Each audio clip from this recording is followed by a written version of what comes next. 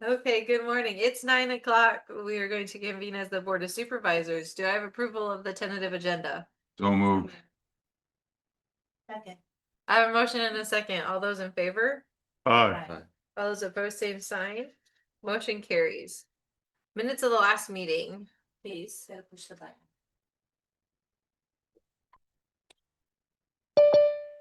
August 10th, 2026. Chairperson Bosch called the regular meeting of the Wright County Board of Supervisors to order at 9 a.m.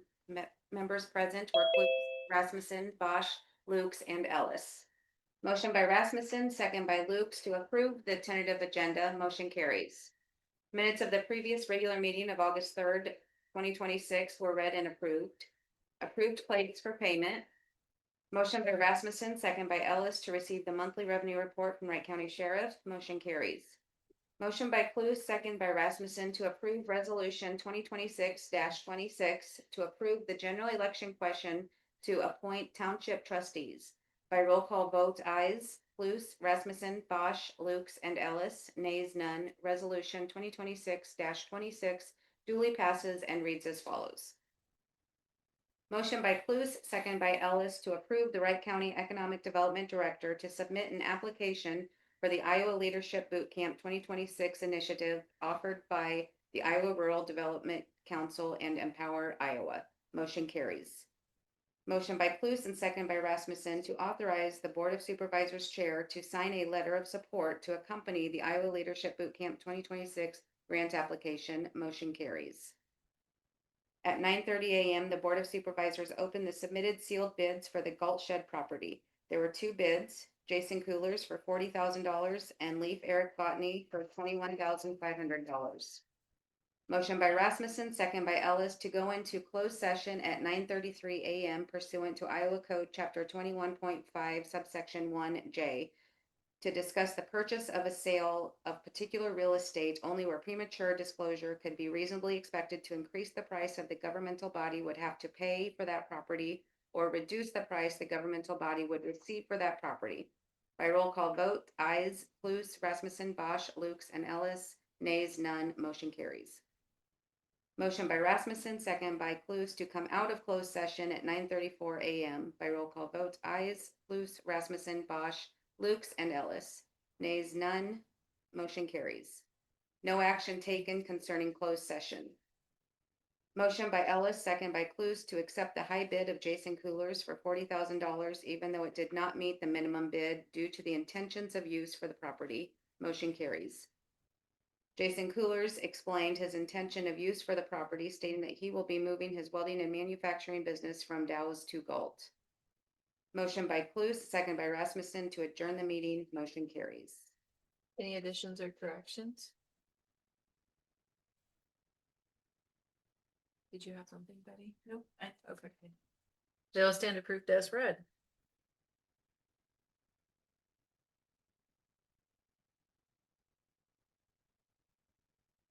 All right, claims have been around. Open forum for public input.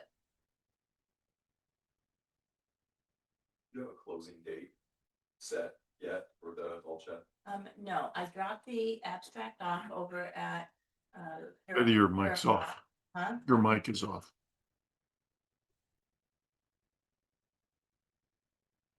I took the abstract over to Carol Hop to have it updated. So she will update the abstract and then bring it back to the auditor's office. Then Jason Coolers and I and the board have decided to use the same attorney. Eric will review the abstract, do a title opinion on it, and then and we're trying to go for as quick of a closing as we can. Just trying to get timing of stuff that may still be in there from secondary roads. Correct. Very good. Anybody else for open forum? Okay. Any old business? Any new business? Betty and I attended the IUC hearing that was held out at the Heartland Museum concerning the high voltage line in the south part of the county, replacing the existing with from H-frame wooden poles to monopole steel structures. And nothing really to report other than there was one Exhibit E, which means there was one parcel still that potentially could have eminent domain used on it, but they were continuing to negotiate with that owner. So hopefully they will reach a settlement rather than having to do eminent domain proceedings. It started at 9. I bet it took them longer to set up all the equipment that they had, I bet so. and mics and computers and screens. Then the meeting itself was at 1 hour, Oh, wow. and all 3 IUC members were there. The replacement of that line, the full length of it is going from 426 poles to 250 poles. And the new monopole steel structures will be 130 feet tall. So that's about it. Any update on meetings? Dean and I are on the, what is it called? Utilities. Wright County Energy Utility and Data Center Policy Work Group. That one. No acronym yet? Figure out an acronym for that. Anyway, Jeremiah Feltz has agreed to be on that also. Excellent. And so he'll be a kind of our environmental person on it. So, Yeah. and 3 of us are going to ISAC. Yeah. Starting, you go tomorrow, I you go have meetings tomorrow. tomorrow, and then Yeah. it starts on Wednesday. So Okay, anything else before the Board of Supervisors? Motion to adjourn. Second. A motion and a second to adjourn. All those in favor? Aye. All those opposed, same sign. We are adjourned. Take a 5-minute recess and come back as drainage trustees.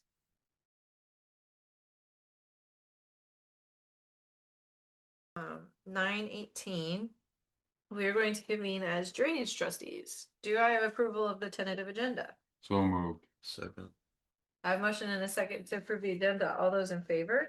Aye. All those opposed, same sign. Motion carries.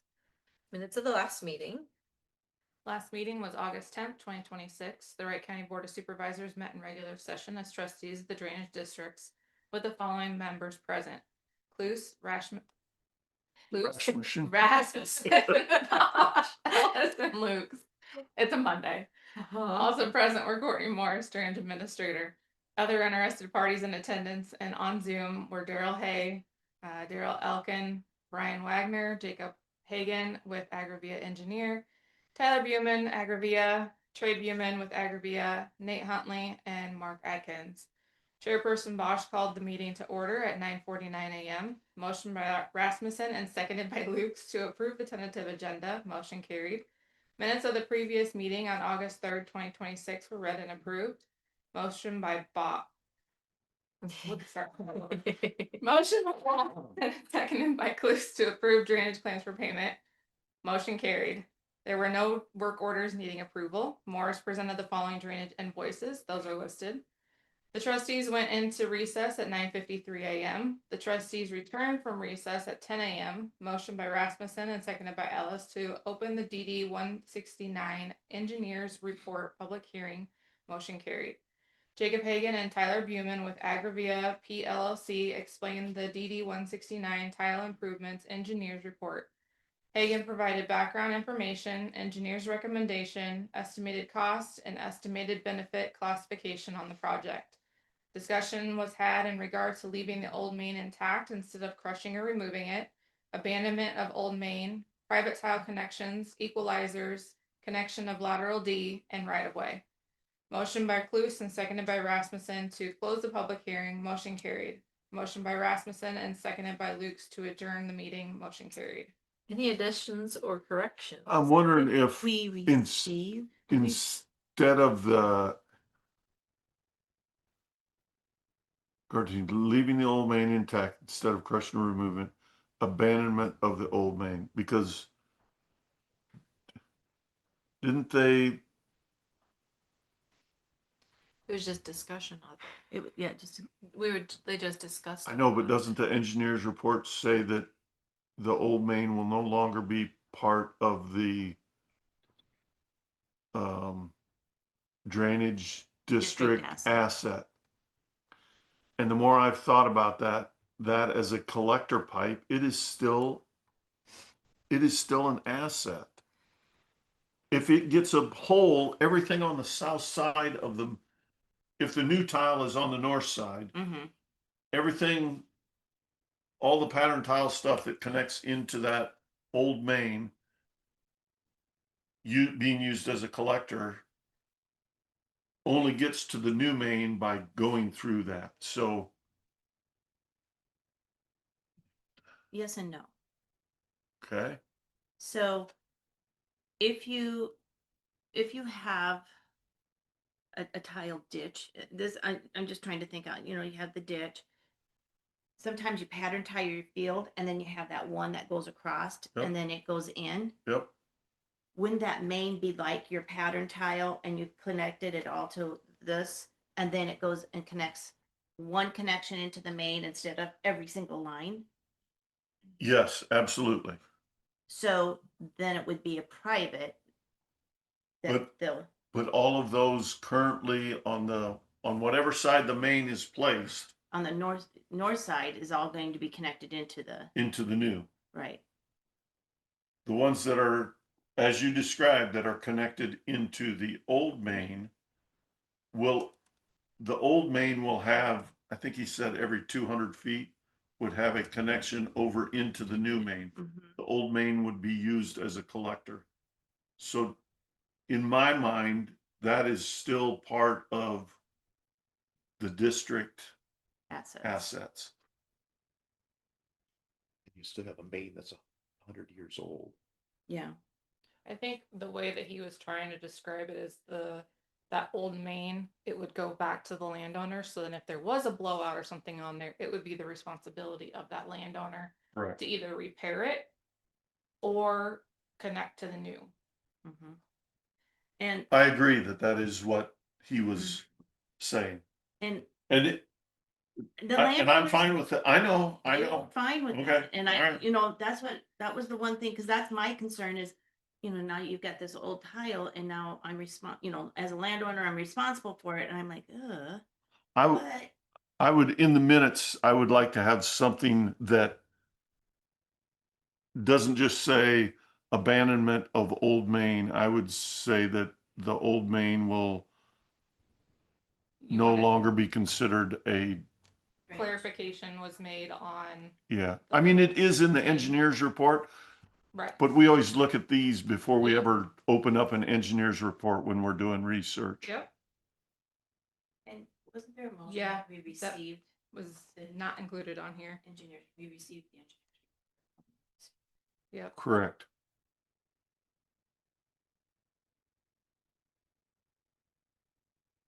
Other than those two things, Okay. looks good. So they will stand approved as corrected after Okay. those additions are made. Alrighty. Anything else to add or take away? Okay. Approved drainage claims. We only had 2 claims for today, for $446.12. And Betty, I did hold off on that Henniger's one still, since we did Yes. not see a response from that email yet. Yep. It for the claims. Yeah, motion on that one. So moved. Second. I have a motion and a second to approve the drainage claims. All those in favor? Aye. All those opposed, same sign. Motion carries. Open forum for public input regarding the drainage districts.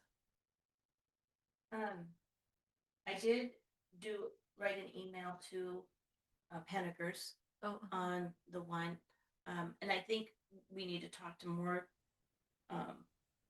contractors about itemizing their bills out so that it's a little bit clearer. As I explained to Henniger's, is that I might not be here forever. Courtney may not be here forever. And if you have to go back to say, oh, what was done? What was the work done? There was $1,000 done to this drainage district in 2026. What was it? Well, it's nice to have an itemized bill to go back and look on to say, oh, well, they replaced 400 feet of this size of tile, and they put rock in the bottom of it, and they did this, that, and the other. So she's going to rebill us. I did talk to her on the phone. She called me, and so they will write it out and send us the new bill. Okay. And On today's, maybe I should wait till we get to those. Yeah. well, Okay. it could be an open discussion. Okay, Can we all right. Can So- we, like, request out of, like, The the contractor. contractors, like, we need Yeah. an itemized invoice, Yeah. not just a. lump Yeah. sum. And Mhm. I've helped out Cassuth County with their drainage because they have a new gal up there. Cassuth County actually has a rule that any invoice that comes in is required to have GPS coordinates. As you know, we started requesting that on ours so we can track it better in our ARC map. I have maybe 2 contractors that actually provide those. How would that need to be fixed for us to make sure that we start getting those? Probably have to do A some kind of resolution. resolution or something that says that it is going to be required in order to receive payment. Mm-hmm. So, I mean, I have the best accurate guess I can with, where the landowner puts their finger on the map when they come in, but to Right. have exact GPS on where that work was done, I've only got about 2 contractors that actually do that out of all of them. Gotcha. So, When you mail the work order out, can you put a bright orange something I've been doing that for years. that says GPS? Yeah. Wow. Well, now, if we passed a resolution or made a motion or did something, could you say invoice will not be paid without GPS coordinates Mhm. Yep. when you mail out the? Because right now I put stickers on the work orders. And that's how I did it before we had the geo permits. And then when we had geo permits, the paper, when it would print, it would actually have it printed on there as well. And have spots for like 4 different GPS coordinates. Mhm. And again, like 2 contractors. Wow. Is it something that we need to teach them how to find a GPS coordinate? I mean, if I was out there, it would take me, I mean, once you learn it, you learn it, but if I was to stand somewhere right now to get my GPS coordinate, I don't know how to do that. You just open your phone and go GPS coordinates, my current location. That, I'm sure that those guys have And it- equipment though too that would tell them. Well, one of our contractors, he just has it up on his phone Uh-huh. and he just pulls up that screenshot, and sometimes he'll send it to me. Sometimes he just has it written down on the invoice. So Mm-hmm. I know you can do it by your phone. Some of them have a special app they use. Some of them, I think, just use Google Maps. Right. But Some of them write it on the, like just the, yeah, The- once the they black get it, then dirt they just one, write it yeah. on there. Yeah. on the work order. There's a place on the work order Yep. for it. Okay. So Something we can work on. Yep. Anybody else for open forum? Okay. Review previous work orders submitted. we had none. I was gonna say, I don't think I saw any. Review and sign open drainage invoices. We had 2 invoices. The first one was from Meyer Trenching. This was in the amount of $11,256.16. This was for work done on DD 9A and section 30 of Dayton Township. This is reported as multiple blowouts in the ditch bank and damaged tile outlets. There was a substantial amount of locations. At least 6 locations. And there was pictures provided for that. And then the second one was from Black Dirt.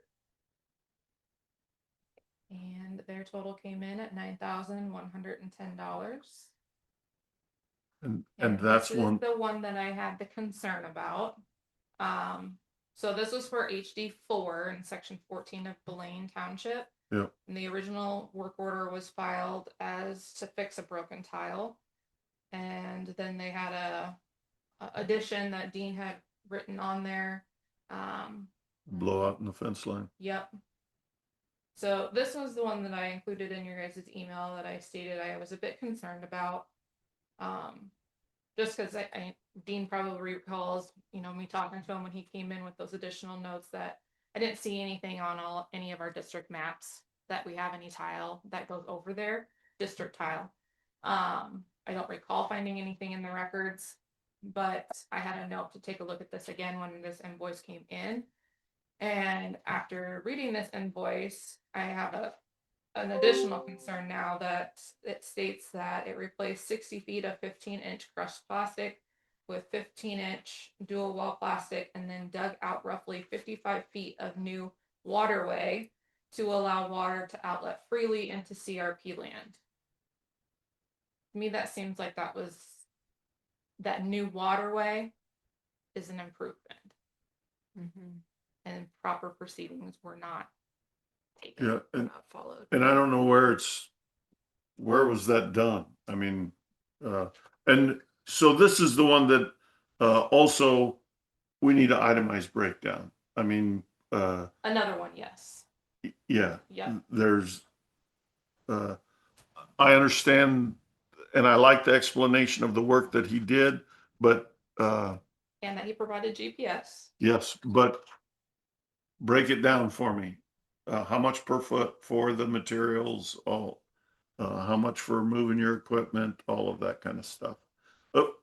Brandon Myers invoices are an excellent example to show a contractor, this is what this is what we're looking for.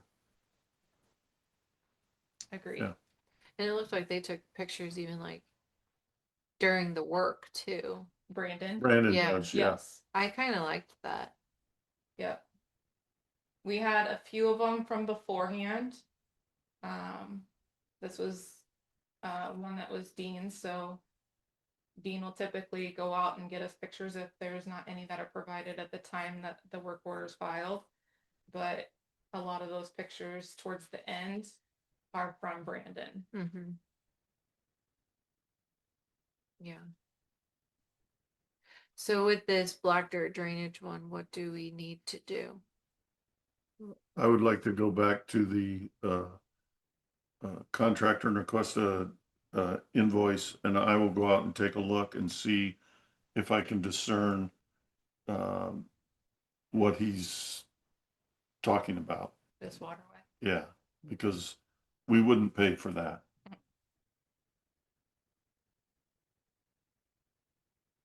Okay.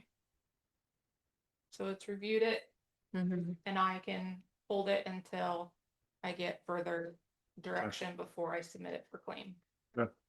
Only thing I can think of is in order to keep the proper elevation on his tile. You can't have the tile here and then all of a sudden have dirt here. So he may have dug a little bit of a trench to open it up to get it to go. Because he did put 60 feet of dual wall plastic. And so that would be the only thing I can think of that if it, and you have it in your notes that it opens up tile outlets at the surface on the county property approximately 20 yards west of the fence line. Correct. But, and that's why I want to go out and see if Right. that's where he did the trench Yes. or if he did it more to the, I don't think that the beacon map is accurate. Typically you follow the low part of the ground when you put tile in.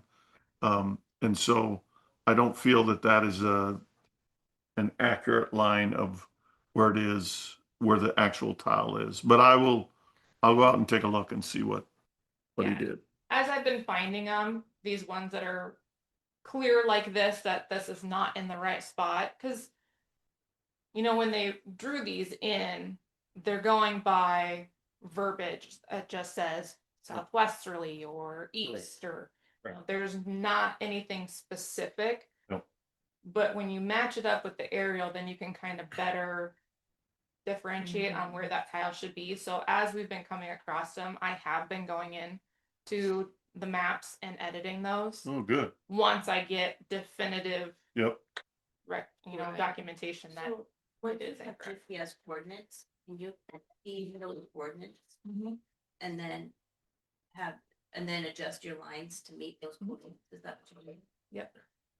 Yeah, I do that, and then I also use like the aerial behind it, so you can see kind of where that waterway Right. above like where the tile line is. Mhm. Typically, those are pretty accurate. Yeah. They're not just gonna have them out in the middle of Right. nowhere, not above the tile line. So Right. I do have 3 of his 4 locations already pinned, and that is exactly how they're coming up, is off of that line to the northwest. Yeah. So, Yeah, I'll go out and look. okay. Perfect. All righty, item number 7, set DD 169 tile improvements bid letting date and time for September 28th at 10 a.m. Motion to set that date and time as the hearing for DD 169. Second that. A motion and a second. All those in favor? Aye. All those opposed, same sign. Motion carries. Anything else before we go into recess as we wait for our joint drainage district? I don't have anything else other than that. All right, we will be in recess until 10 a.m.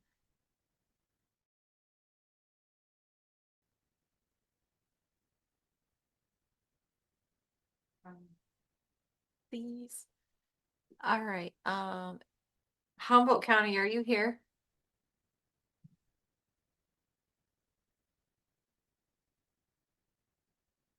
That must not be them.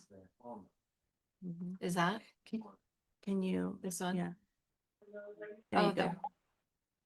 This is Humboldt County. Are you there? Yes, we're here. Can you hear us?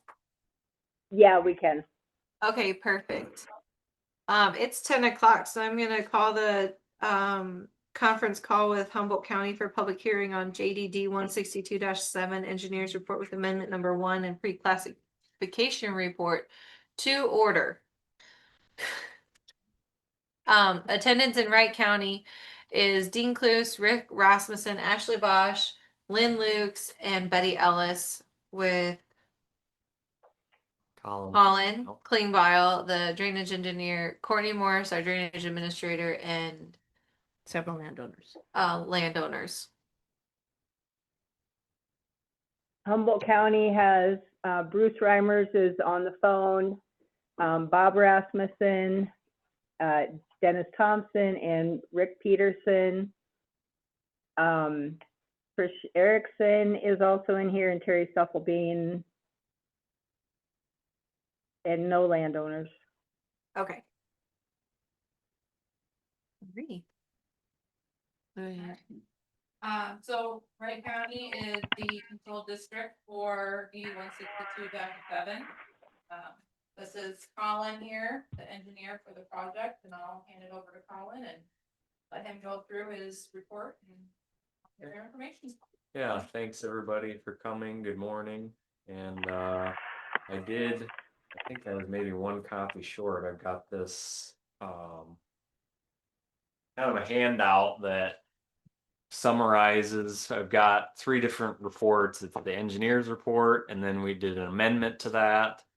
And then we also did a preliminary classification. And so I do have a few, rather than print a ton of copies of all 3 reports and try to be shuffling through those, I thought it'd be better to condense it down into an easy to read handout. That kind of boils it down. Are you sure? Yeah, go ahead. Okay. So we'll kind of generally be following through that, but I guess before I get started, this is the formal hearing on proposed drainage improvements for this joint drainage district 162-7. So there's different outcomes that could happen today, but it is a decision could be made today whether to proceed with the project. And so if that happens, then the next steps would be to basically move towards putting it out for bids. So I've got cost estimates and things that are my best estimate of what the project cost would be and the construction costs would be. Obviously, we don't know that for sure until we put that out for bids to see what contractors would come back with. And we would hope historically putting things out for bid in the fall is a good time to do that. It's typically when contractors are looking for work, and particularly to try to fill maybe their schedule for the following year. When we get further along, we can talk about some of those more details, but that's one possibility, is that it could be approved to move forward. It could be rejected and basically the project would not move forward. Or if there's a need, the hearing could be continued. If we're not ready to make a decision today for whatever reason, then the hearing could be continued to a later date. And then the other thing, as far as deciding whether to move forward with the project, there's different ways that can happen. So there's something called remonstrance, and everybody in the district should have gotten a letter in the mail, a notice, kind of talking about notifying you of the project, of this hearing, and then also talking about filing objections. And so for landowners that are opposed to the project or opposed to doing the improvements, you can file written objections. And then in the drainage code of the state of Iowa, there's something that you can check for called remonstrance. And essentially it's if more than 50% of the landowners by population, who also own at least 70% of the lands in the district, have filed these written objections, then it meets remonstrance and the project is automatically, it's dead on arrival, I guess you could call it, and the boards of supervisors don't even vote on it. It'd just be done. But if that doesn't happen, which we haven't received any written objections to my knowledge.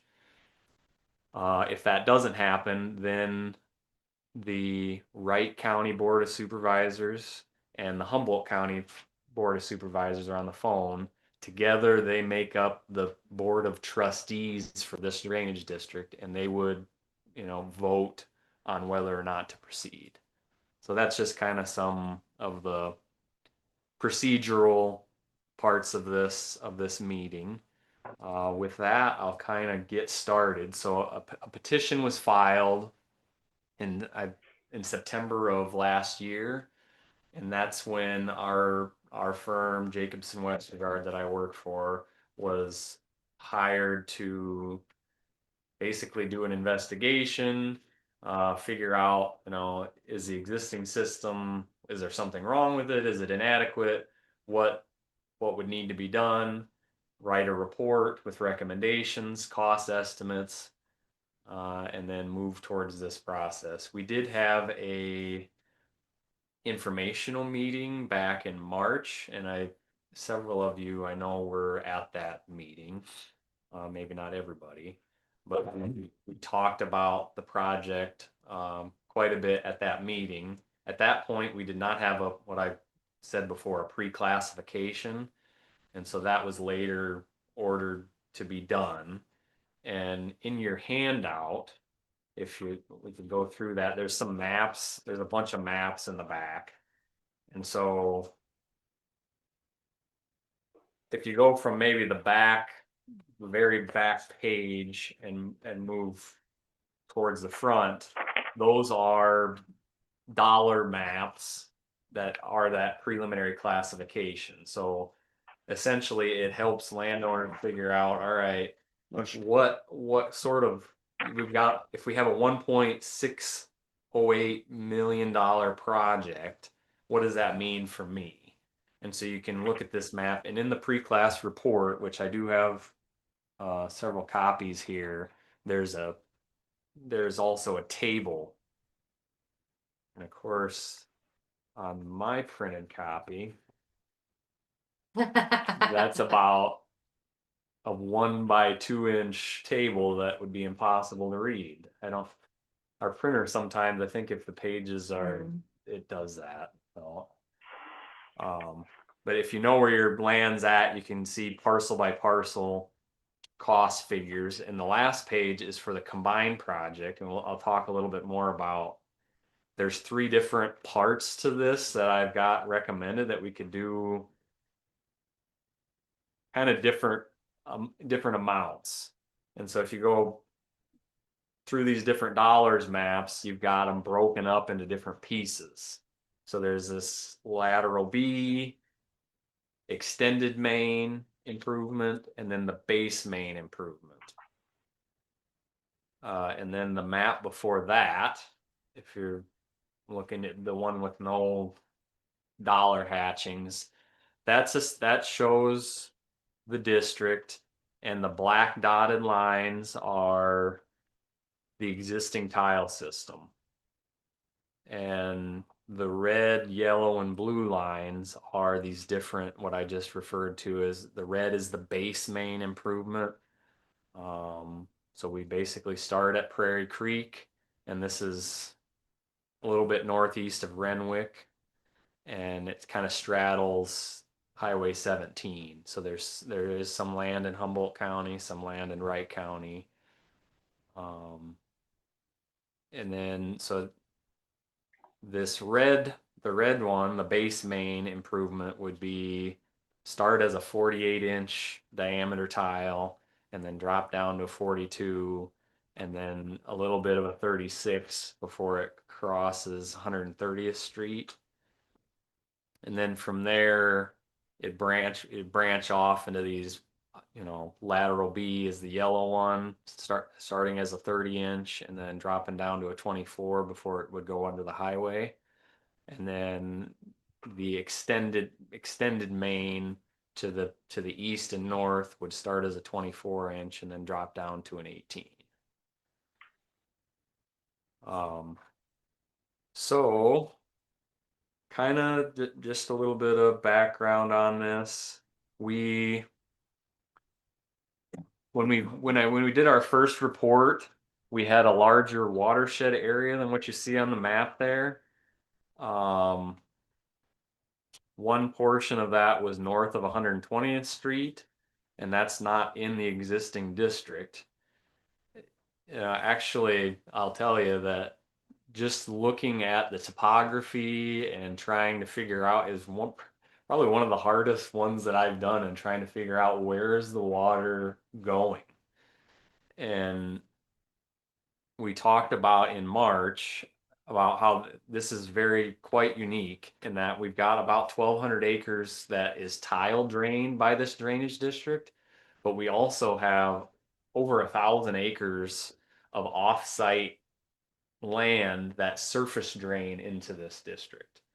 So there's a different tile district that takes water kind of it drains water through a hill to the Boone River to the northeast of this district.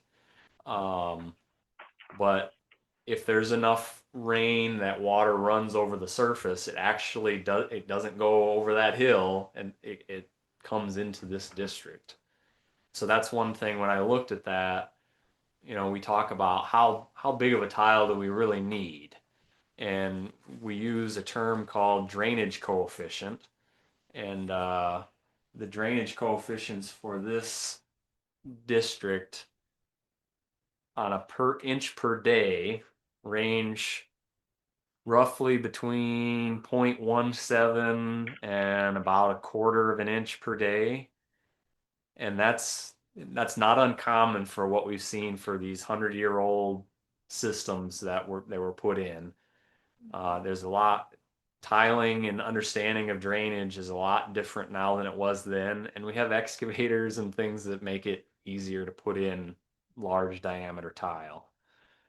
So the largest it gets currently is 24 inches, and yeah, we've got a low drainage coefficient. Today we're talking a half inch per day to 1 inch per day. So we're looking at least triple, if not up to 5 times the capacity is what we'd be looking for.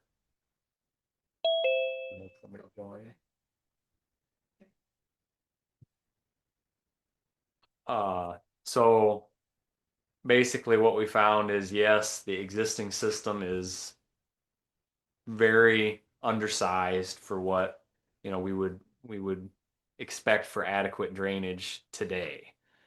But then the question becomes, what does it take to make it adequate, and how much is that going to cost, and is it worth it?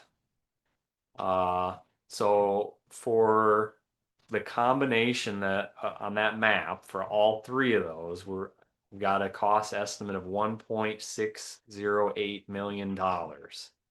So that on average would be a little over $1,300 an acre. But the average is just the average.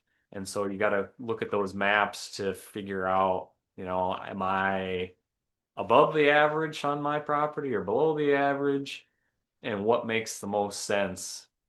Because we could just do, the base main improvement, and that would be that large diameter tile, get through the first road and then stop. And that, the estimated cost for that, I believe in this, on the second page of the handout, there's a table there. And it's got options 1, 2, 3, and combined. So the combined is the $1.608 million.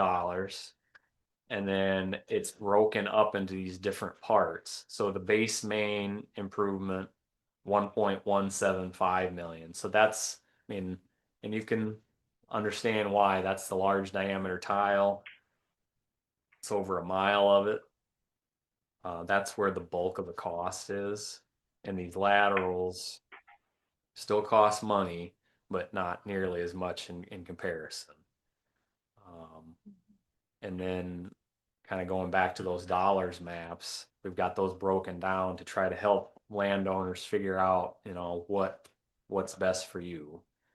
And as far as the cost of it, just so everybody knows, with drainage districts, if you end up having an assessment on a parcel that's over $500, you can go through this waiver process where essentially you're allowed to pay in installment payments. It's not, okay, if I've got a parcel that, that's going to be $40,000 or something, you have the option to be able to pay that in installment payments over a number of years. And I think I was talking, is it 6%?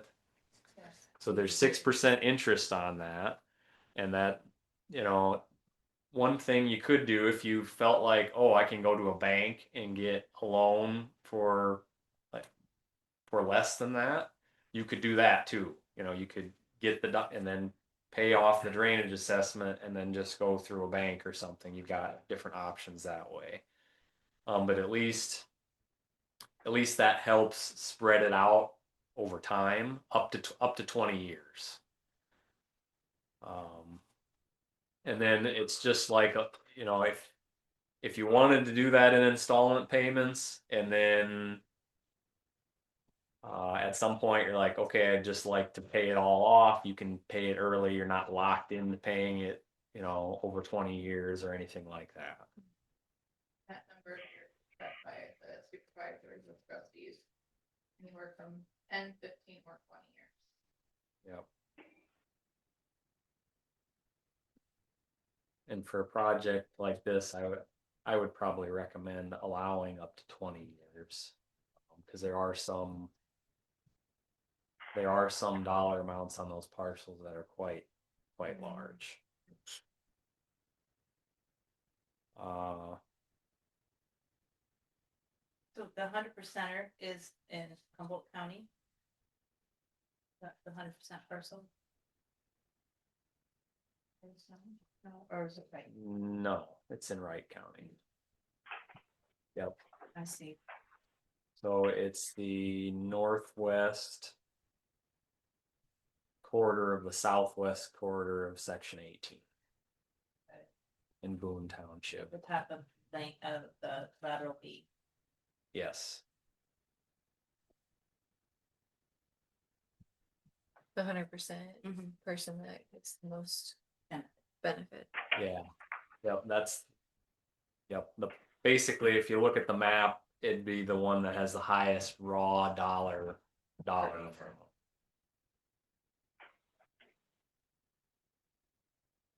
So, okay.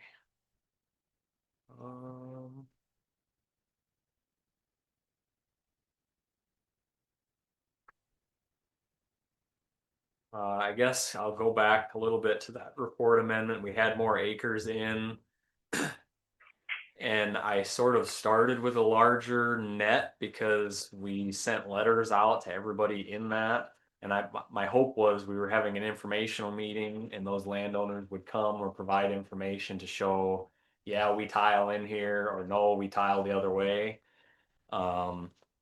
That didn't happen, at least for the landowners north of 120th Street. But after that informational meeting, we sent letters out again, basically saying, we need this information by, I believe, the end of May, or I can't remember if it was the end of April, end of May.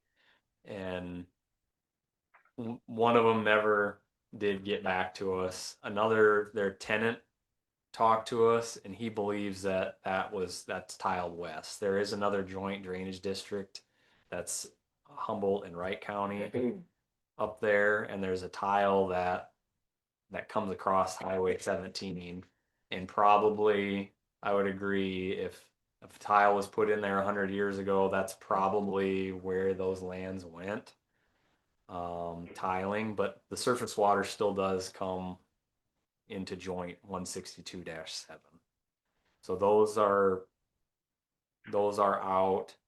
And then there's some lands on the map. Let's see, it's be the far eastern part of the district. You see there's a straight north-south line along Buchanan Avenue. We did have some lands on the east side of Buchanan Avenue, and they're currently in the district. I talked with the landowner there. He provided tile maps showing that that's all tiled east to the Boone River. And then also they've made efforts to make sure it also surface drains east to the river. So they've done some regrading, and then they also, if there's any that goes west, like towards the road, they've got a surface intake that connects into that tile system that takes it to the Boone River. So I did also take those acres out. Those acres, in my opinion, would not be benefited from this. Is it possible that a little bit of water could get in here at some point? Yes. But the vast majority is going to be taken away either by that tile or by that surface intake that goes into that tile system into the Boone River. So with that, we had initially looked at possibly annexing additional lands into the drainage district. With that amendment, we've basically taken that off the table. We're not recommending any annexation. And we did have fairly lengthy conversation about these 1,100 acres that surface drain into this district. And well, shouldn't they be helping pay because they're dumping water on you? And it gets a little complicated in that you could try to annex them, but annexation by state law you're required to have what's called material benefit. And so what is that? And it's not well defined in the code, but over the last 100+ years of court cases where they've attempted annexation and failed, it's the courts have said, well, just because they kept that, some water dumps on them, that's not enough to say that they have material benefit. If there's no other benefits at all, then you really can't annex them in. And so for that reason, trying to pull in an additional 1,100 acres and try to get them to help pay for the project, it'd be a risky move, because if they objected to that and tried to take it to district court, I believe we would not be in a good position to win that court case and successfully annex them into the drainage district. So the way I'm looking at this is it's 1,200, a little over 1,200 acres that would be paying for this project. I will note that where we've got 2 potential road crossings planned, and construction costs within the road right away are paid by the road. So Secondary roads.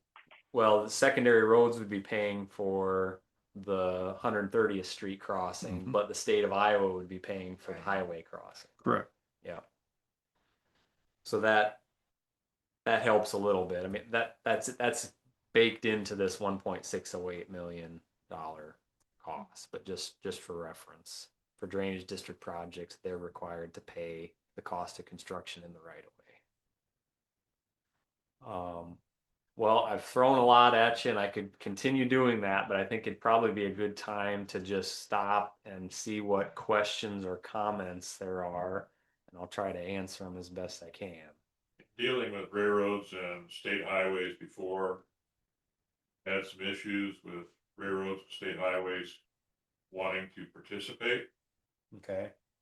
Is there gonna be a problem with this, with that lateral B? I've never had a problem with the state Right.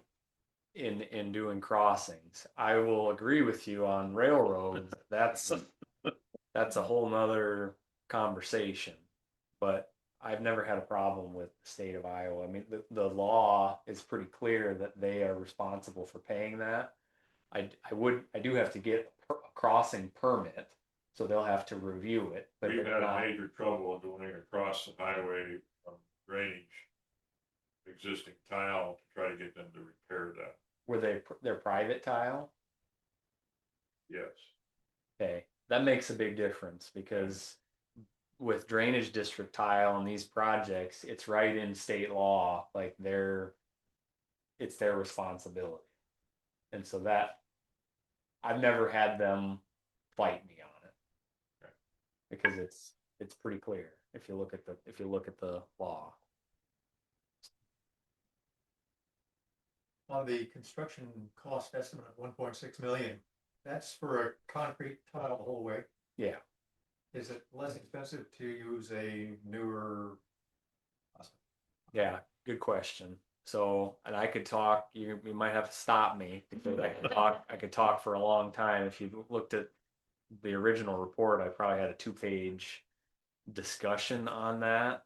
A couple things with that. So a lot of times you'll see dual wall plastic pipe put in for mains, and I think that can be okay. However, they're definitely not as strong as a reinforced concrete pipe. And so what happens is, when you install that in the ground, you are relying on the strength of the whole system is mostly coming from what you put around that pipe.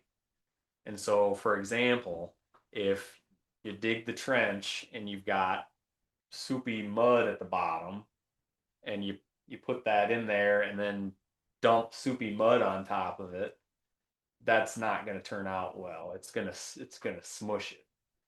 And then the question becomes, how much can it be smashed down before it fails?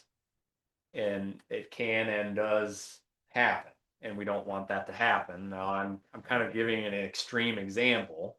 There's other cases where if you dig down and it's dry bottom trench and you've got really good hard clay and you have a rounded, we call them a spoon, on the end of the excavator bucket, they can pull that through and it's like leaves this groove in the hard clay, and you can set that right in there.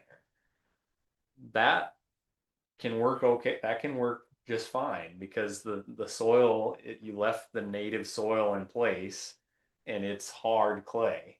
And then some contractors then would just, the upper half of the pipe, they would just backfill that with dirt, whatever they had there. I would probably have that upper half backfilled with rock to make that all together strong so that it's going to hold up.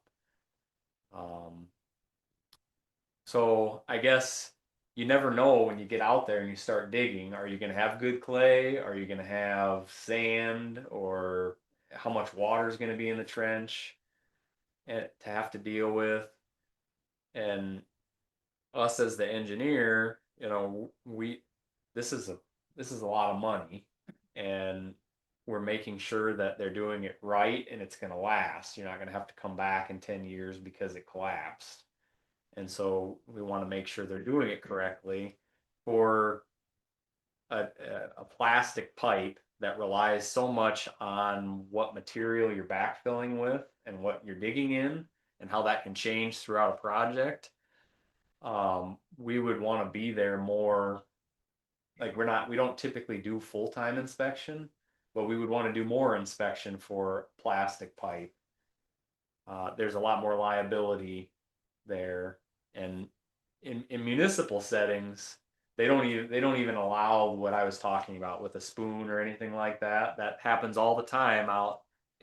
I know in rural settings in Iowa, in municipal, like they will make it be a square bottom trench and then rock, encase it in rock. And if we did that, if we followed that standard, basically you're going to have about equal cost, maybe a little less. Kind of will depend. I've done some where I've bid both ways and it's been fairly similar. And by the time you buy the plastic pipe, that's much cheaper, but then you put rock all the way around it, you just as well go with the reinforced concrete pipe. There is another element of that also, where dual wall pipe, they have an inner liner where it's supposed to be smooth. You can read it up on it in my report. I can talk to you later about it, but essentially I'm not comfortable using their roughness coefficients for flow calculations. So basically what I'm saying is, in short, is I believe that we would have to do a size larger if we were doing plastic pipe. And so that would offset some of the potential cost savings also. It's a little bit of I get that question a lot, and I know there are some engineering firms that are more flexible about doing plastic than others. And I've bid it both ways, but every time I have, it's been very close in cost. And it's like, well, if it's really close, then why don't we just do reinforced concrete pipe? That's a much better product. So anyways, does that help? A little, I just wish that there was some way of knowing what soil you were going through there. Yeah, and I've thought about that a lot. Like we could hire a company to come and do, drill down. You might end up spending $20,000 and you're still not going to have it. Like it can change in every 50 feet or less. you're coming into or out of sand pockets, or, you don't know what you're gonna encounter. So doesn't that matter also with the size of the pipe? I mean, Yeah. you'd be Yeah. more apt to put a dual wall in an 18 or a 24 instead of a 36 or 48. I 100% agree with, yeah, that's very true. The higher size you go, the more it relies on what you put around. And there's more risk for failure on the larger diameter pipes. talk a little bit about if landowners wanted just to do the main to 130th Street, crossing 130th Street, and then maybe doing something else in future years. What kind of money are you looking at to do that? And is it worth holding off and doing Yeah. later just to help with the total cost? Yeah, that comes up actually almost at every improvement hearing. Is there a way to do this in chunks or something? And kind of, but the unfortunate answer to that is you can, but the way the code is set up, if you file a petition for an improvement, right, then that sets this process going that we're going through right now, where an engineer gets hired, they do an investigation, they do a report, you have to have a hearing, you send out notices, you do bid lettings, and you have all these. Basically, you're having these repeat costs where it makes it less efficient. So like you have to pay me again, kind of. So is there a time limit on that? Say you came back in 5 years or 10 years, or everything's variable maybe, so. Yeah. Or there's no time limit on it at all. Every time you do a improvement, you gotta do it. So, According to okay, there's not time limits. There is something in the code that talks about a 10-year thing, but that's for repairs, and we're talking about improvements. What I can tell you is, if in 5 years, let's just say theoretically we only go to 130th Street and stop, and we do that now. And then in 5 years you say, well, let's do a lateral. And if you hired me, I already did the investigation, I already had the report, and so the bulk of the work's done. We would still have to have a hearing, I would still have to have a report, and I would just do like an updated one where I would update the cost figures and that, pretty basic. So it wouldn't be horribly expensive, but if you hired a different engineer, they would have to they could still see my report, but they're going to want to do their own independent thing also. Liability, yes. But that's up to the supervisors, isn't it, on who they hire? Yes. And I'll just read one footnote in Sure. the code. And this is from 468, 126 on repairs and improvements. The board shall not divide proposed improvements into separate programs in order to avoid compliance with paragraph C. And paragraph C is talking about hiring an engineer and all of the ancillary costs that if you do it all once, you only pay for it once. So there's that gray line in there in Yeah. But also in the code, I believe it says that the engineer's report is good for 10 years. I think that only applies to a repair report. I'm not 100% certain on that. But, and you can look that up. I was getting to that point too, where one of the ideas behind splitting it up, right, is so that we can spread the cost out over time. Well, 10 years is correct. is that for repairs or also improvements? It's under repairs and improvements. What it actually says Let me find it again. The board may at any time obtain an engineer's report regarding the most feasible means of repairing a drainage level or levee improvement and the probable cost of making the repair. So that's what B starts out saying. Where it actually talks about the time is in D. It says, notwithstanding paragraph B, if the estimated cost of the repair exceeds $50,000 or the adjusted competitive bid threshold, whichever is more, the board shall order an engineer's report or report from the Soil and Water Conservation District regarding the matter, which shall be presented at the hearing provided in paragraph C, which is what we're at right now. The board may waive the report requirement if the prior report on the repair exists and that report is less than 10 years old. I think that it would, I wouldn't say that that only applies to repairs. I think Okay. that it could be construed to be repairs or improvements because it talks about repairs or improvements in paragraph B. Well, yeah, so I guess maybe it could last for 10 years, and then at that point, you'd have to have, you'd have to have another hearing, and then have an engineer, basically put it out for bid and continue through the process. One thing has been my contention about breaking it apart is that we already have, and I get that there's, in one way or another, if you can't, if you're not going to pay for it all at once, then you're going to be paying interest, and that's not fun to have to pay interest. But there is something in there to allow you to pay it over time to spread it out some. Splitting it up, you maybe can spread it out a little bit more, but there is also some inefficiencies and costs always go up. There's inflation, etc.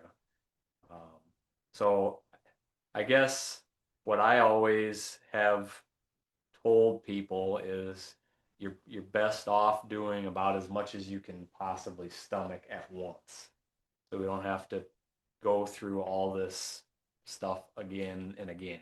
But maybe it's not that big of a deal if you do it within the next 10 years and you can have a hearing and then put it out for bid and do the lateral. That maybe would be an option and not be tremendously more expensive. Rick Peterson, Humboldt. Oh, hang on a second. Go ahead, Rick. Can you hear me? Sort of. Barely. Can you guys Can hear you- me? Barely. I'll get closer to the phone. Oh, you talk about the 6% interest, do the project now. The benefit of the drainage would way more than cover that 6% interest cost. The cost of doing it 5-10 years from now is going to be 30% higher than it is now, maybe double even. If you need the drainage, do it now, pay the 6%. If you want to put it over 20 years, you benefit the drainage for those 20 years. Or the only question I have, honestly, on this, the 3/4 inch coefficient, is that the new main or is that the combination of the existing and the new? That's the new main alone. That's alone. Okay. Yep.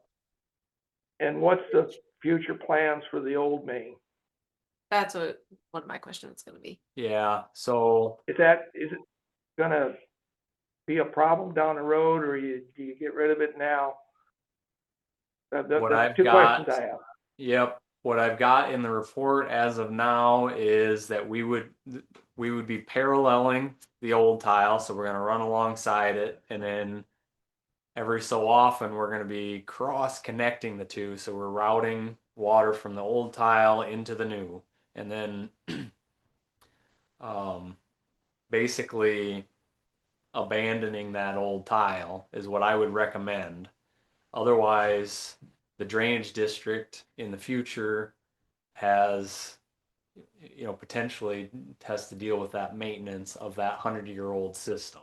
Now, the flip to that is that then if the drainage district abandons that line, then the landowner where that sits is responsible for that. It's their problem, I guess. They inherited it. And so there's pros and cons, I guess, and how you want to look at it. Now, and I asked this in March, and I don't believe I heard anything about, this being in really poor condition. I'm definitely open to hearing anything, any input on that landowners have, because we didn't dig it up all over the place and try to, figure out, is this crumbling and falling apart? If it is, a lot of times we'd recommend, if you're lucky enough to put it in a drought, you just put the new tile right where the old tile was. But you can't really do that if water's dumping on you the whole time. And so you may have to put the new one in off to the side and tear the old one out and route anything over to the new tile. I've done that a few times when we know that original tile has just been a maintenance nightmare. They're coming in and doing repairs all the time, and it's just crumbling. This, to my knowledge, is not the case for this tile. So that's open for discussion to an extent. But at least initially, and what we typically do is put the new tile in along the side and route things to the new tile.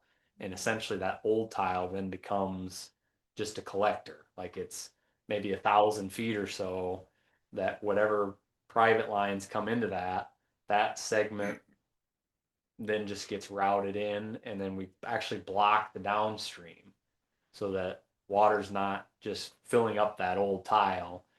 You maybe have 1,000 feet that could be going into an old 24-inch, and that's going to be plenty big, but you hope that it maintains condition and continues to, function and be able to deliver that water to the new main.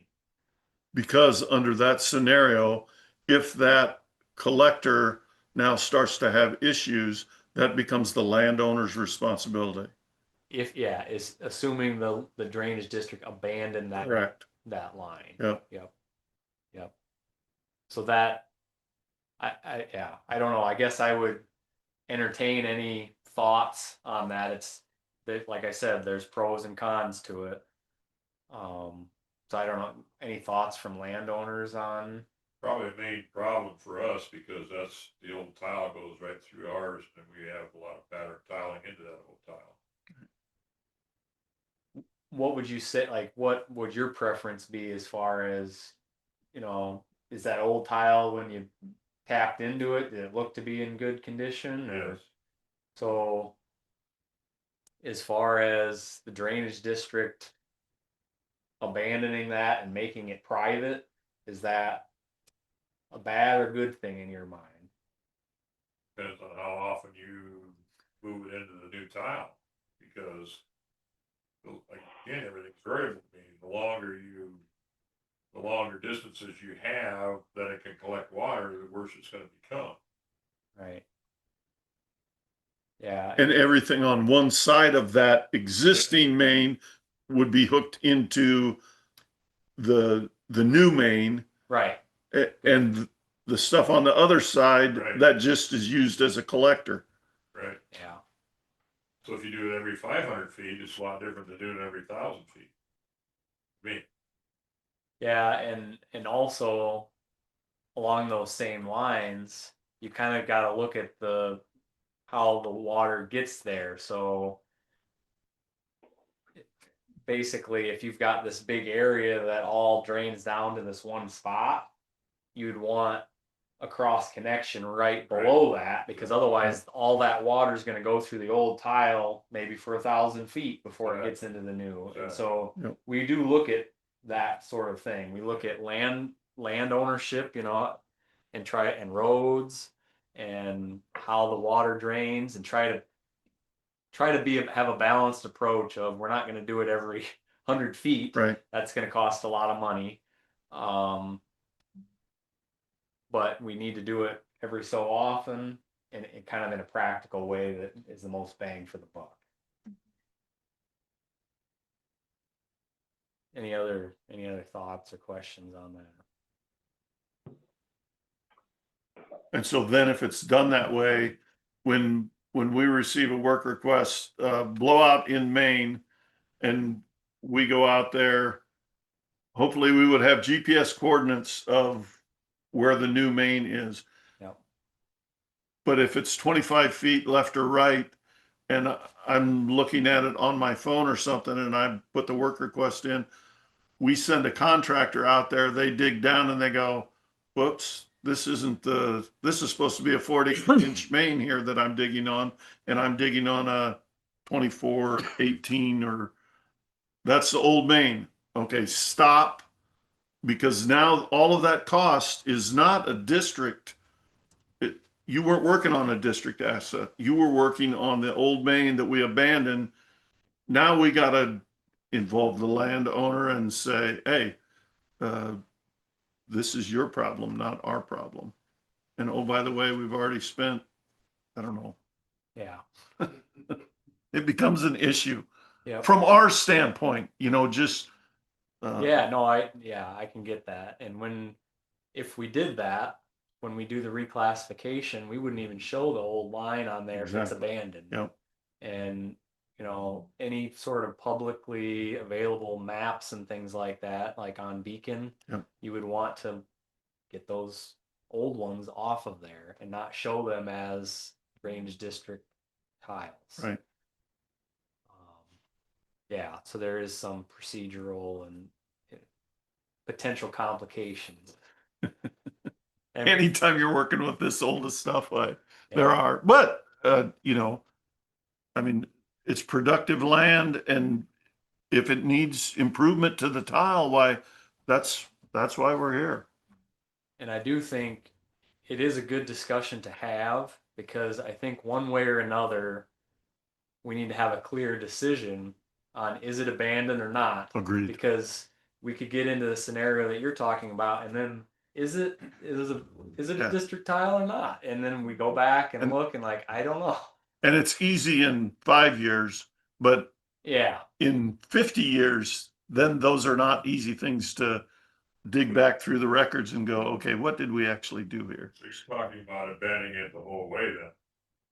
That's what my questions were gonna be. So on this last map, is this, so obviously where all like the new tile is, that all will be abandoned, correct? But then like this little section here probably would be, and then, but what about this? And then these ones up here, I would say no.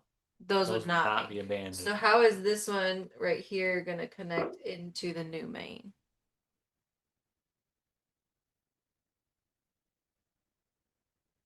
I don't know what if this is That's actually, it's called lateral A. like how that would connect into the new main, you know what I mean? It looks like it connects into lateral B. Well, on that map, maybe not, but Right. I'm trying to remember, because I had this all in I'm CAD. okay. To me, it makes the most sense to connect it into the new stuff north of the road, Mhm. to not let it, meld with the old one, like practically Mhm. under the road, and then go across and Right. loop down and in. So I think whatever we do, it should connect in on the north side of the road. Mhm. And I can't remember, let's see, we can actually look. Or are you keeping this little part right here and then just connecting it there? I think we would abandon that. Okay. Let me look at the, You know what I mean? I'm trying to make it make sense. The old maps, it connects north of the road.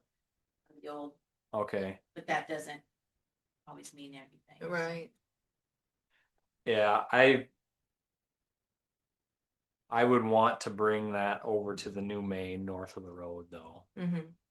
and not let it go through the road in an old district tile that maybe, Right. maybe we're abandoning that piece and this lateral or not, and Right. we don't want Right. that.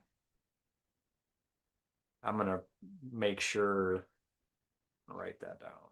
Yep. So then the stuff that would be abandoned would be like this little jaunt here.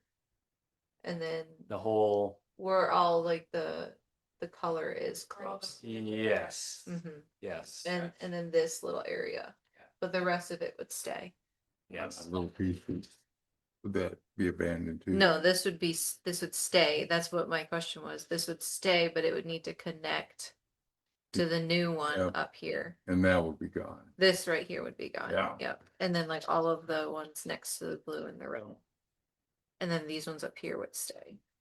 Do you feel that secondary roads would have a preference about putting in that crossing on 130th to the side of the current one, or that they would prefer to replace what is currently there? At the same location, you mean? Right. I don't know the answer to that. I could ask. One complication can be is a lot of these were put in, and I can't see on this map exactly where the culvert is, but a lot of those tiles were put in before the existing culvert, like they put in new culverts and stuff on top of them practically. And if that was the case, I think he would want us to put it off to the side to not, have to monkey with the culverts. But I believe the culverts are right, they're right in that area. We typically put them off to the side, but we can also, if, for example, if county engineer says, well, I don't want 2 tiles going through the road there, we can, when we route that stuff to the new main, we can, however he wants us to, I mean, it's secondary roads paying for it, so I kind of defer somewhat, like, Right. what would you like us to do here? Yep. We could dig that tile, the old tile up through the road, or fill it with grout, basically so that it doesn't have potential for being a maintenance problem Right. in the future. Being there. That. Right. So that sort of thing, if stuff is approved, I have more conversations to have with the county engineer before I put it out for bid to see what he would like.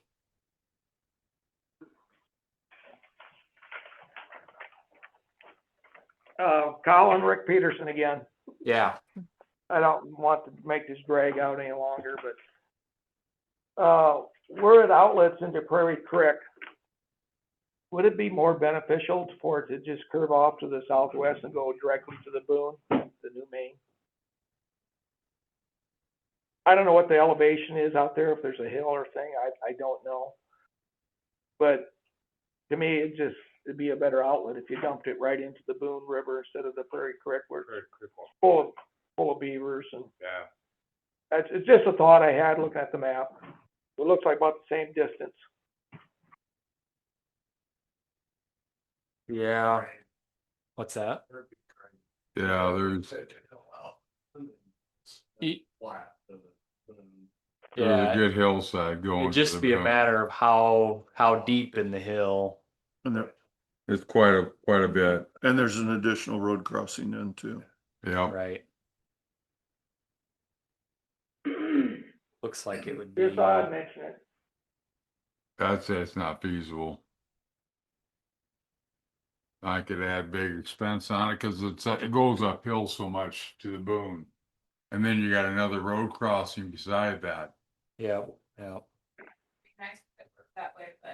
Yeah. I think there's things that go with it, yeah. Yeah, there's a lot of stuff against it.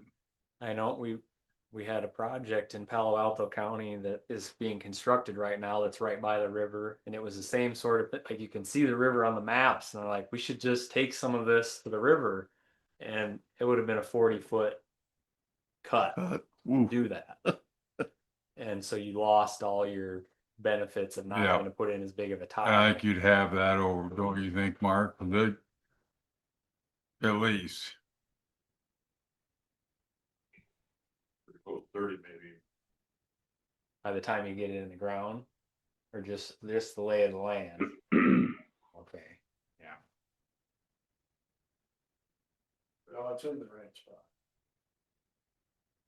We need to do everything we can at Prairie Creek though to try to get that cleaned out somewhere else. A lot of trees in it. Yeah, and that, we talked about that in March too, that there's, you know, the outlet, so there'd be times where there'll be covered up with water some. And so is that going to restrict the drainage on this?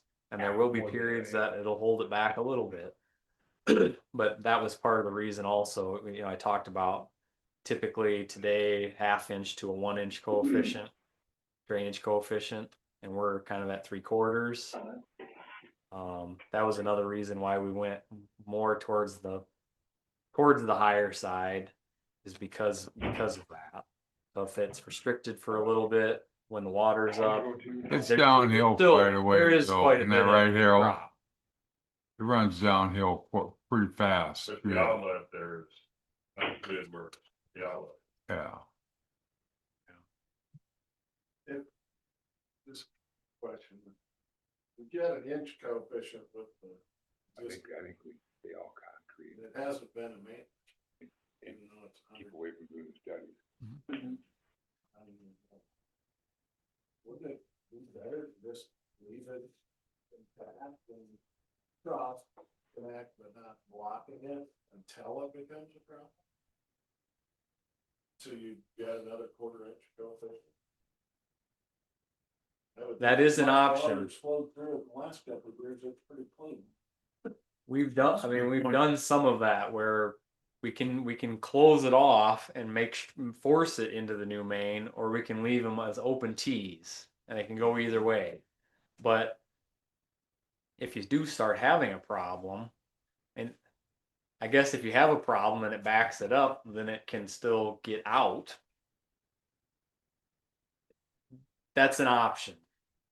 I'm not dead set on closed tees. In that instance, the only downfall I see to that is you have more infrastructure that if there becomes a problem that you have to pay, Be affected. yeah, to pay the repairs on. But like you said, it's been working. Agreed, Typically. agreed. Several thousand. Yes. I didn't realize that you were gonna close that original main off. I agree that that 1/4 inch coefficient can help out. And there hasn't been a lot of maintenance issues with that anyway, so why would you close it? But I didn't realize that until this morning, thinking about it. Yeah. And I understand the maintenance thing, but if there hasn't been a lot of maintenance, I think you can answer that. I don't think there's been a lot of maintenance on that drainage district, is there? No. I think kind of as a default base level overview of it, when I look at a project like this, I think of it as 100+ years of life cycle. You know, basically we're doing this and it's a multi-generational project. And so if I think in that, 100+ years life cycle, in 100+ years, what do we think is going to be of that old tile? Maybe it'll still be okay. But that's more the idea behind designing it to the new one to take everything and routing it to it. And then those are more just short reaches of collectors and not this separate tile. If you were going to do the open tee thing, you'd probably be more likely to not want to abandon it as a district tile. Right. Because everybody's water is intermingling. You're not breaking it at property lines and roads and things. So I'm okay. I'm fine with that. If that's what people would like. I've done some both ways. And if it is in really good shape and we expect it to continue to be fine with minimal maintenance for even the next 50 years, you would get better drainage by leaving it open. The whole main problem is just not enough drainage the way it is. Yeah. Period. Yeah.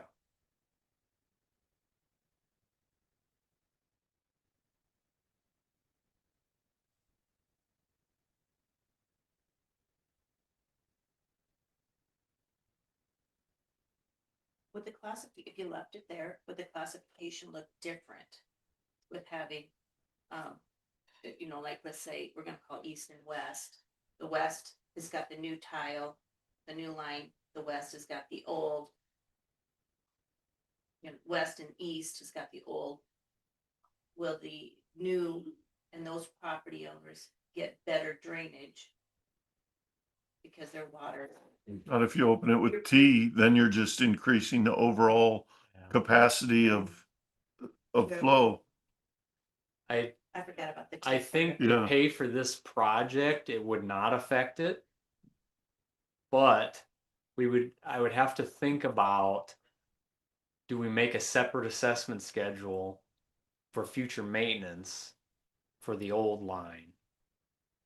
That only the lands on, you know, the side that would still use it would be paying for future maintenance on that. Mhm. I'd have to think about that. I hadn't thought about that yet. Well, it looks like in some cases, the old line is being depended on. In our case, it's probably quite a ways before we hook on to the new main. And the old tile is just left in place. Look at that back map, we're on about where we hook up. It's where you have 18 written on that map. And it looks, if I'm reading this map right, it looks like we depend on that old tile to get down to the new main. So if we're saying the old tile's no good, and we shouldn't use it, then that doesn't really benefit us very much. I'm assuming it's we upsize that main, that's gonna help us if we do have a problem. Yeah. Mm-hmm.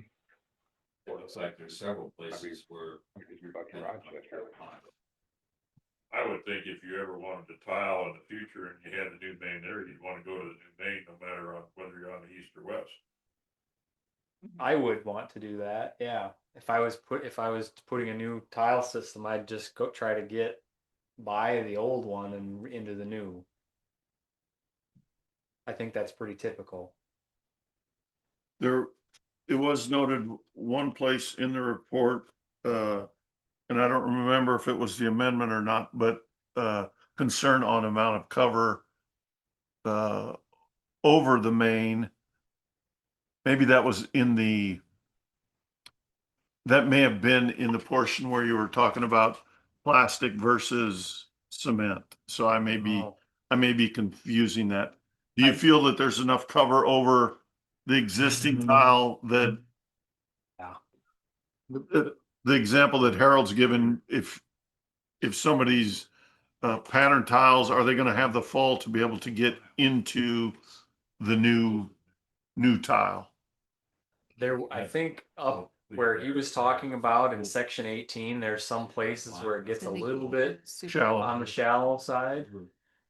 I do know with not being able to lower the outlet very much, Right, plus putting in increasing the double the side, yep. diameter, we had to basically be about at the same floor, but go up higher. Right. We had some struggle with trying to maintain a minimum amount of cover Okay. on the tile. So that does affect things with plastic as well. I like to see 3 foot of cover. I will go down to 2.5 feet, but I don't want to do it in a place where, like in a waterway or something where dirt's going to erode over Right. top of it. It was 2.5 feet when we start, and now Yeah. it's 1.5 feet. Yeah, There's somebody online, George, is it Pogie? Yep. This question right here, or comment. I can, Replace the old tile and the old or existing tile being abandoned as a result, and all of the current connections to the existing tile should be transferred to a new tile. okay. With that distance, that's you. and that would not be done in the case of using it as a collector for the Right. tile that is on, if the old tile is on the west, the tile that connects into that on the west side, their only path to the new tile would be through that collector. Yeah. Yeah, So with that, Oh, sorry, do you want to see that question again? One thing, and I want to make sure it's when we talk about abandoning, it doesn't necessarily mean it's going to no longer exist. Right. It just, for the purposes of the drainage district, it's not the drainage district's responsibility for future maintenance if you abandon it. It's not that it won't function.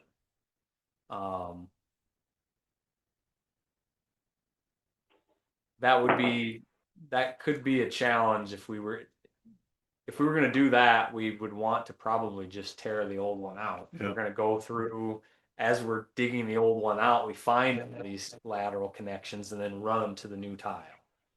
But particularly if it's in good condition, I hate to do that. To disturb it, yeah. Yep.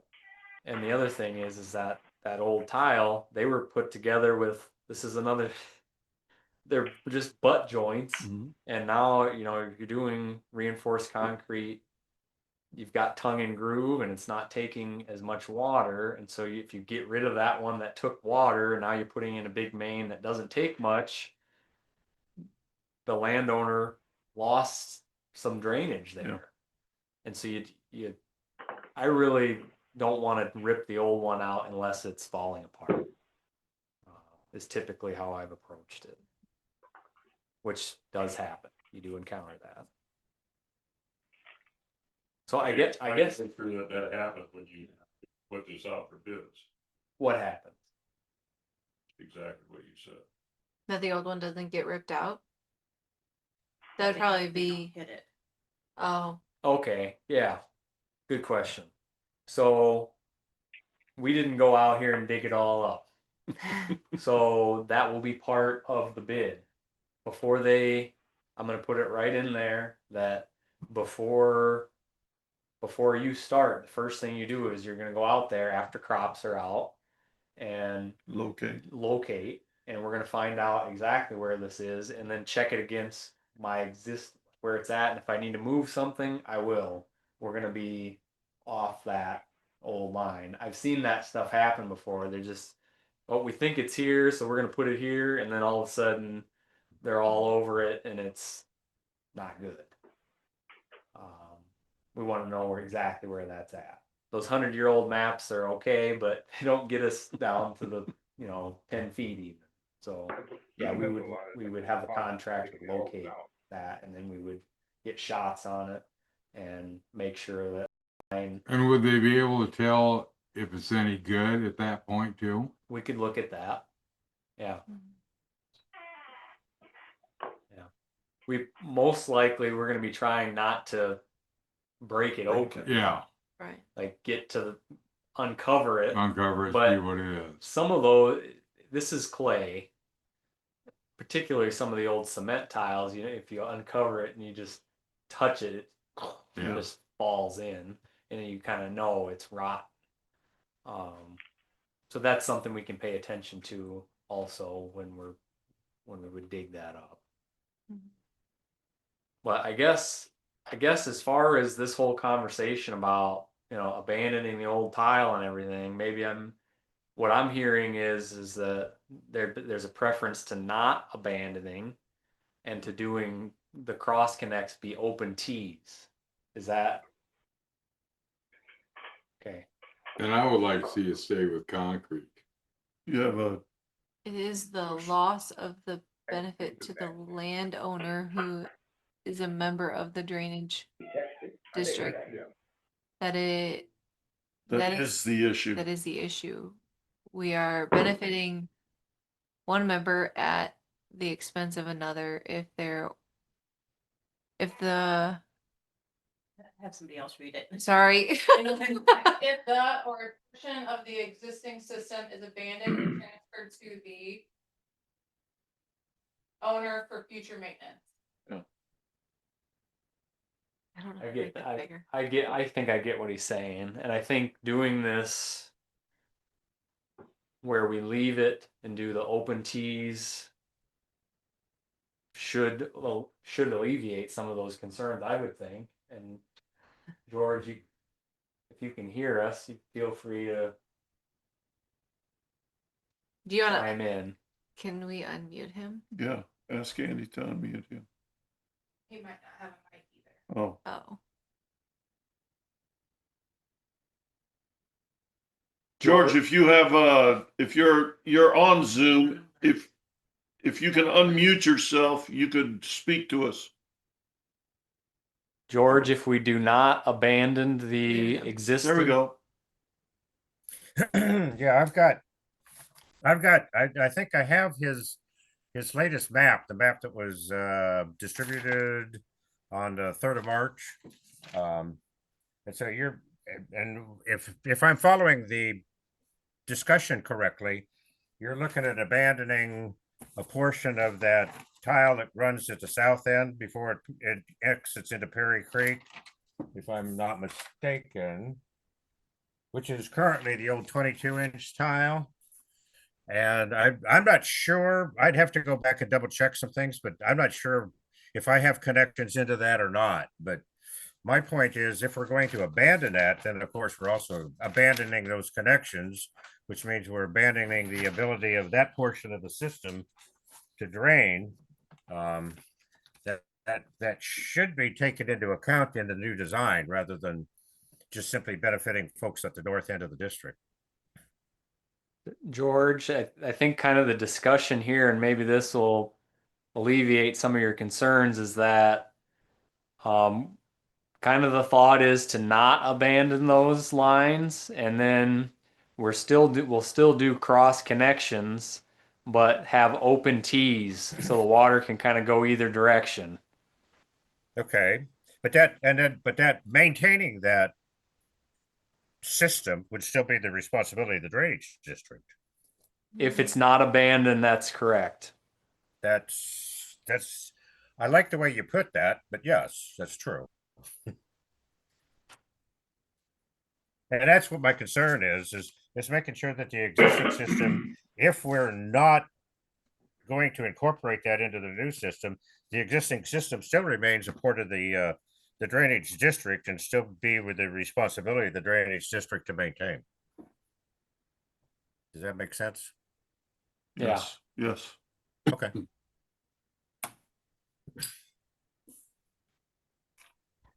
And yes, I don't remember if I gave you or turned in any detailed response to this.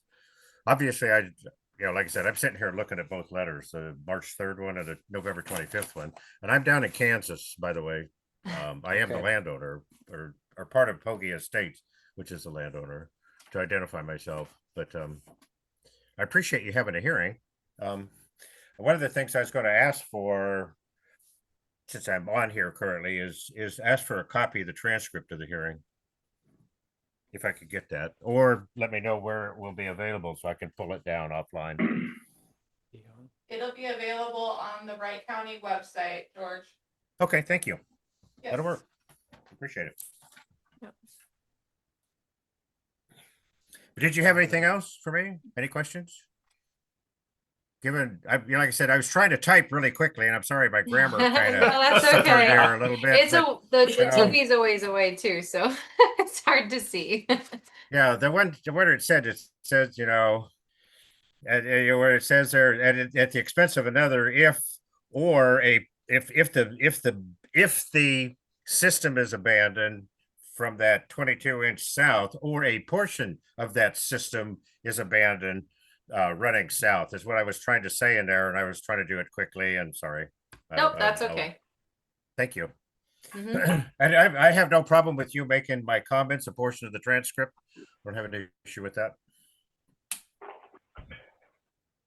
Okay. I'll come back to some comments. I was gonna circle back to, we talked about base main improvement, extended main improvement, lateral B. Could we do some in the future? If we are gonna move forward with like any of it, one option would be to be able to put it all out for bid and see how the bids come back. I mean, if the landowners are like, no, let's just do the base main improvement and we'll just wait on the others, that's fine. But an option is to to separate these out and put them all in the bid and see how the bids come back. And if the bids come back, let's just say all of it comes back well under the estimate, then maybe the landowners say, well, let's do it all now. That way you'd at least have harder numbers to look at to be able to make that decision and not just based on my estimate. So I just wanted to throw that out there. All right. Any other comments, thoughts? I'd like to see it, each one, the lateral be bid out, each one separate. Yeah, different then- sections Yeah. And that then we can because easily take because them if it out. comes back at 2.5 million, you may want to Yeah. just do one portion. Yeah, and I can make that pretty clear. Just have separate sections and then say you have to bid on all this, but these two sections with these laterals are optional, and the board reserves the right to remove those from the project. Right. So they'll know as they're bidding, like, though it's possible these aren't going to be awarded better sharpening pencils. Yeah. Mhm. And we received no Objection. objections. Okay. Do any of the landowners that are either with us online or present have any objections? I just have a comment. Yes, sir. If we wait on some of these things, they're gonna cost a lot more in the future. I think if this project is designed to help all of the landowners, it should be seriously considered to do it all.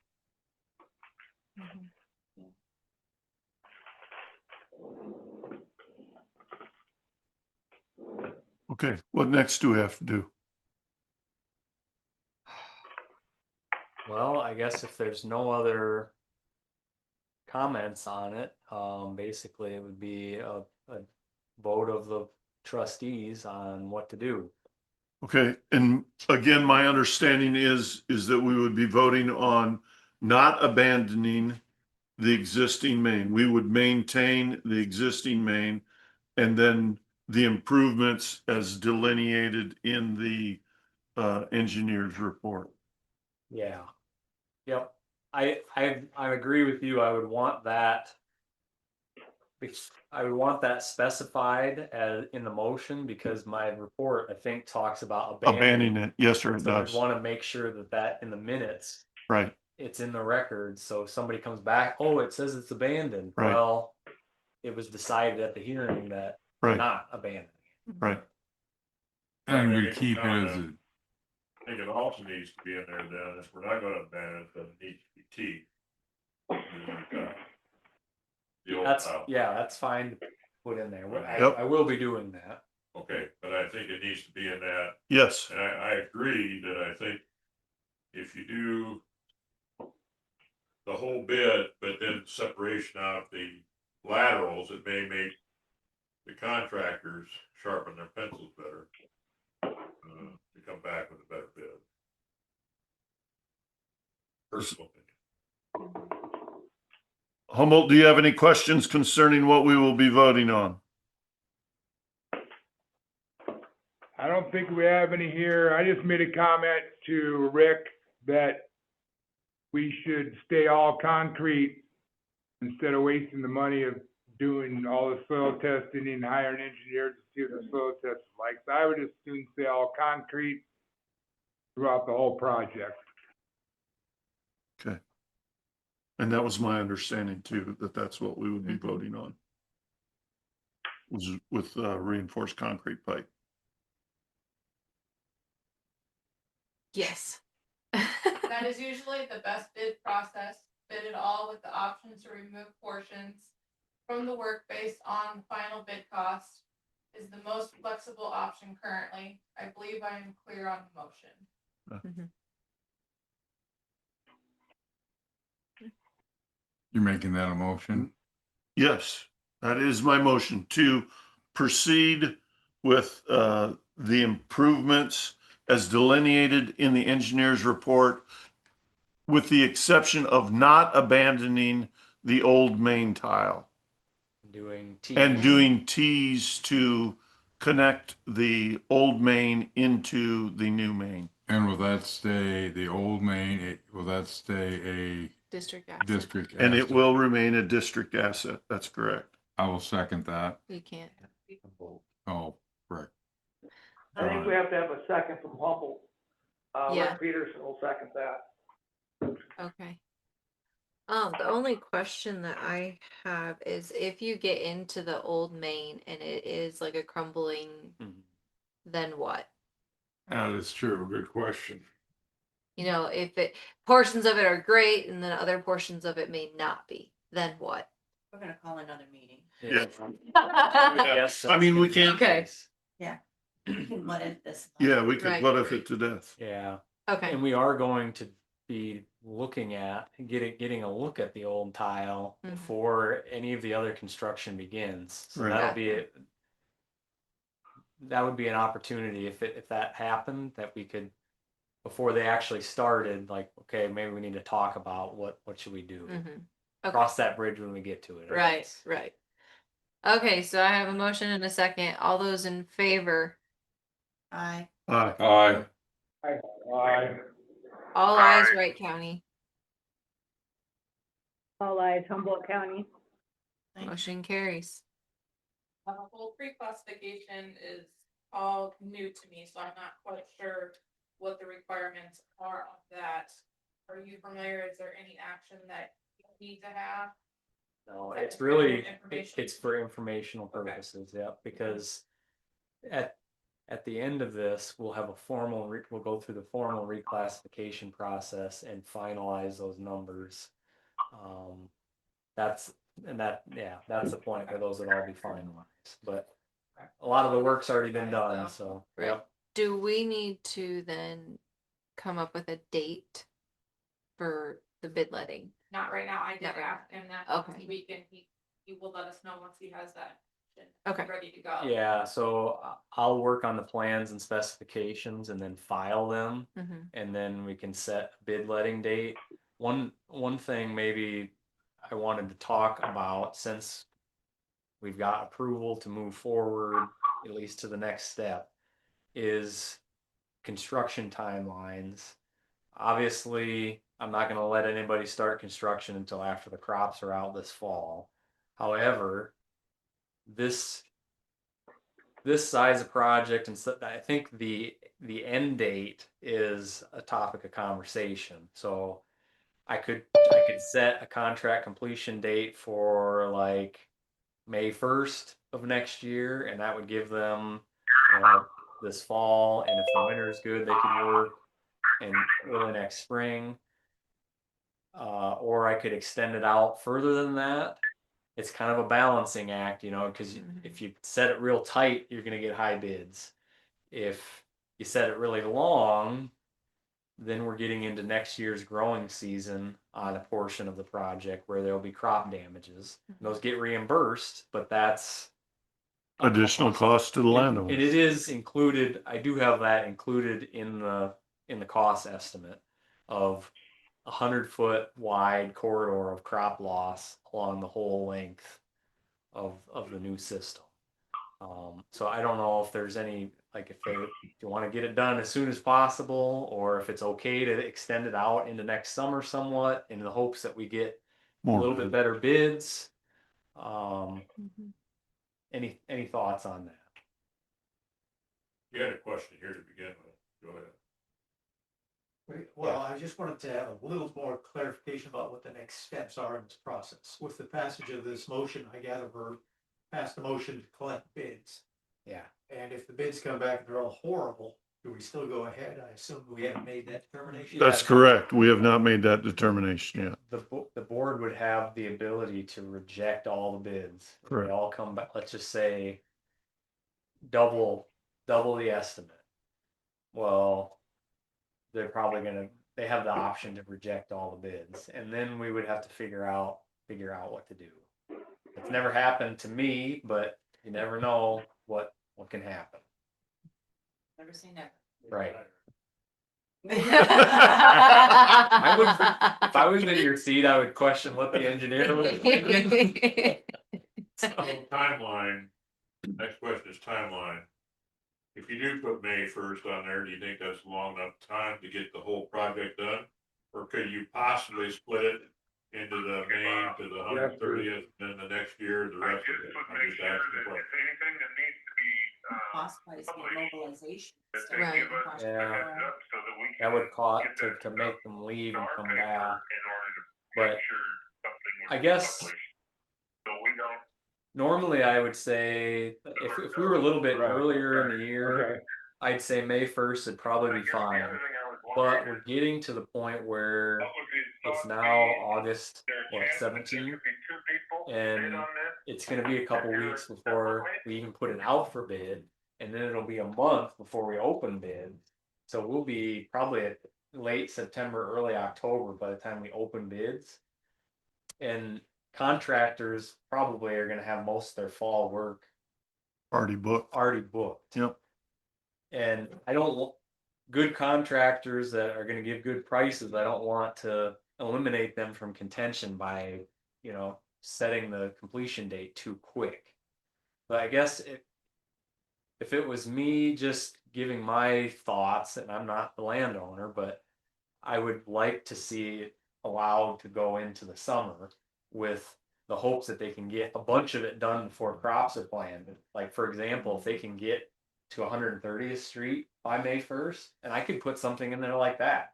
Get to 130th Street by May 1st, and the stuff south of there can be planted like normal. The stuff north, those laterals, if we do them, you just plan on Crop damages. That'd be something like what I would think of. I guess that sounds reasonable. Well, if you give contractors total I get leeway, Yeah, They'll take it. I hear you. take it, Yeah, okay? I hear you. But if you do the thing like maybe by May 1st you have to 130th done, that makes them get on the stick, get their crap together, and do it. Yeah. Otherwise, they'll just put it out to the end. You do it July 1st, you're gonna do the whole thing July 1st. Yeah. That's just my personal. If I said they could get it, as long as they get it done by the end of next year, Yeah. they're probably not going to show up until The end of next year. next fall. Yeah. So yeah, I wouldn't want to do that. Well, and depending on the winter, they could even, Yeah, that Work makes on a it. big I difference think too. that's reasonable, but maybe do some by May 1st and then the rest into the summer. To me, that's should be equitable to them.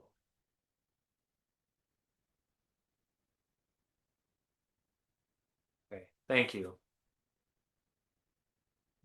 all right. What everybody else wants too. I mean, I think the more you push them, Mhm. Yeah, it's a balance because you want to make sure you get good bids, but you don't want to give them so much time that they think they can just wait and work on other stuff that takes longer than they thought and don't show up until the end and then ask for more time. Anything else? Did we have any other business to take? We have to, Okay. I would move to close the public hearing on Joint Drainage District 162-7 proposed drainage improvements. doesn't it have to be them? Humboldt?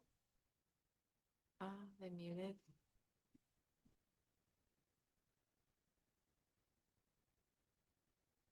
Mhm. Oh.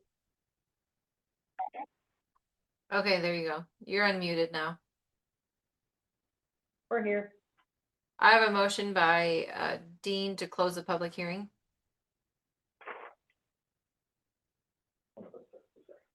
I'll second. Bruce Reimer seconded it. Okay, a motion and a second to close the public hearing. All those in favor? Aye. Aye. All eyes right? Humboldt aye. All right, public hearing's closed. Do we need to have a motion to adjourn as joint trustees as well? Motion to adjourn as joint trustees. I'll second Rick Peterson. I have a motion and a second to adjourn as joint drainage trustees. All those in favor? Aye. Aye. Thank you, Humboldt. Thanks, Thanks. everyone. All eyes Wright, all eyes Humboldt. Motion carries. Thanks, Humboldt. Yep, Thank you. thanks. I would move to adjourn as Wright County Drainage Trustee. I'm gonna second that. I have a motion and a second for us to adjourn. All those in favor? Aye. All those opposed, same sign. Motion carries. We're adjourned. Have a good day.